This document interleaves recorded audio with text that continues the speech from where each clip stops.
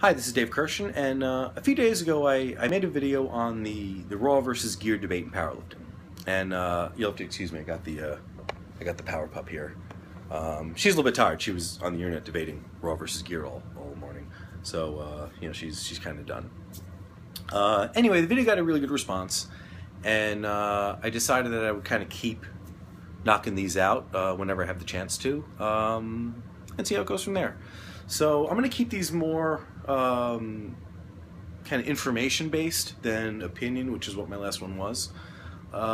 Just because I think that's a little bit more important to get out there. Believe me, if you're in the sport long enough, you're going to hear plenty of opinions.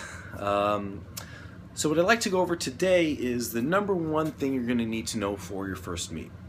I did write a book called Powerlifting Year 1 that covers everything you'll need to know within your first year of lifting, and that's available on elitefts.com. But to boil it down to one thing that I think is more important than anything else, it is how to perform the lifts according to the rules of the sport. Okay?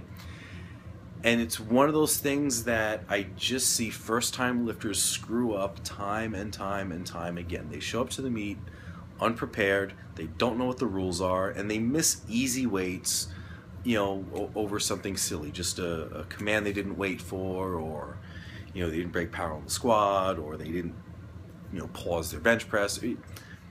Just silly stuff that should have been ironed out 16 weeks ago. So what I recommend everybody who decides to compete do is 16 weeks out from your meet, or as far out, or from the moment you decide to do the meet, download the rule book for the federation you're going to compete in. All right?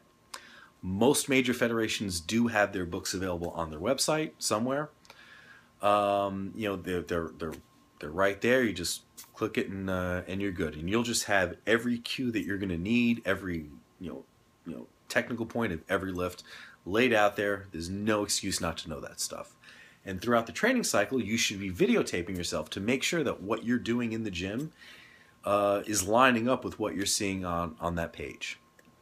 Even better if you can have a training partner or a coach give you the commands, or let you know if you're breaking power, or let you know if you're pausing long enough. That's all stuff that's got to be ironed out well in advance of the meet, because rules briefings are great, and usually before the meet the head judge will give you a rules briefing. They're great, but that's not the place to learn the rules of the federation. Because if you've been training one way for 16 weeks and then you realize you have to change something, the morning of the meet, that's probably not going to work in your favor, because your body is going to default to what it's already been trained to do. Now, if your federation is smaller and doesn't have a rule book, or if you're doing an unsanctioned meet, what I would recommend doing is downloading the IPF rulebook or USAPL rulebook, which is just their American affiliate. Not because I think they're necessarily the best organization to compete with, but they are known for having the strictest rules in the sport. Okay, so if you can get your lifts passed from them, you should be able to get them passed anywhere. So if you're able to scale back a little bit from what you know, that's great. But you never want to get to the meet and find out that the rules are stricter than what you've been preparing for.